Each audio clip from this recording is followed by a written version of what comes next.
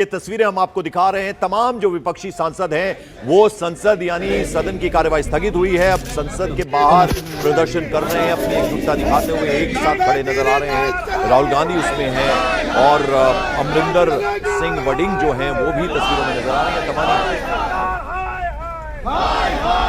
अमित पांडे हमारे सहयोगी इस वक्त वहीं पर मौजूद है। अमित, हम देख रहे हैं तमाम विपक्षी सांसद इस वक्त हाय हाय के नारे लगा रहे हैं।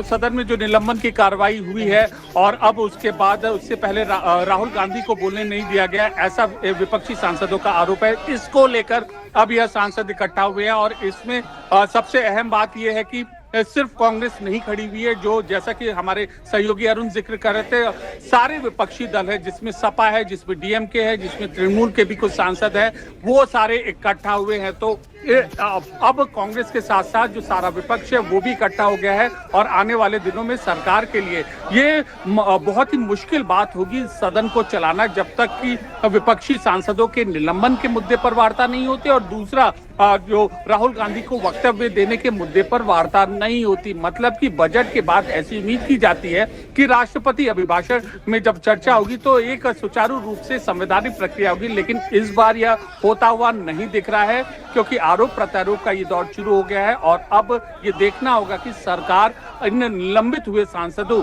के खिलाफ और क्या आगे सख्त कार्रवाई करती है। बिल्कुल, यतेंद्र भी हमारे साथ है। यतेंद्र, अब जिस तरह से प्रदर्शन हो रहा है संसद के बाहर, ये जो सस्पेंशन हुआ है, निलंबन हुआ है इन 6 सांसदों का, अब जबरदस्त तरीके से वहां विरोध हो रहा है, प्रदर्शन हो रहा है। अब सरकार के लिए एक बड़ा चैलेंज होगा, यानी कैसे सदन की कार्रवाई ढंग से चले, उसके लिए अब एक बड़ा चैलेंज है सरकार के सामने।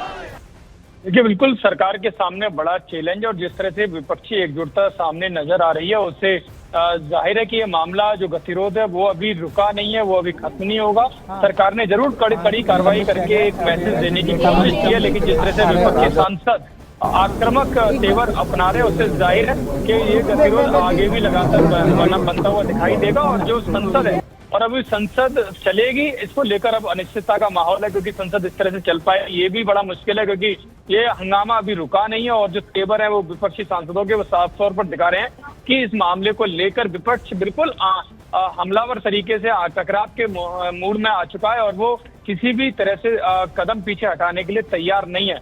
तो ऐसे में जो भी स्थिति है वो जाहिर है कि अब आने वाले समय में संसद चलेगी, इसको लेकर। बिल्कुल, चलिए बहुत बहुत शुक्रिया यतेंद्र आपका, अमित पांडे आप हमारे साथ जुड़े और अरुण सिंह, आप तीनों का बहुत बहुत शुक्रिया। तो जबरदस्त तरीके से इस वक्त हंगामे के बीच सदन की कार्रवाई जो है वो कल 11 बजे तक के लिए स्थगित कर दी गई है और विपक्षी सांसद जो है एकजुटता दिखाते हुए संसद के बाहर इस वक्त नारेबाजी कर रहे हैं, प्रदर्शन कर रहे हैं। तो ये बड़ी खबर पर हम लगातार बने हुए हैं।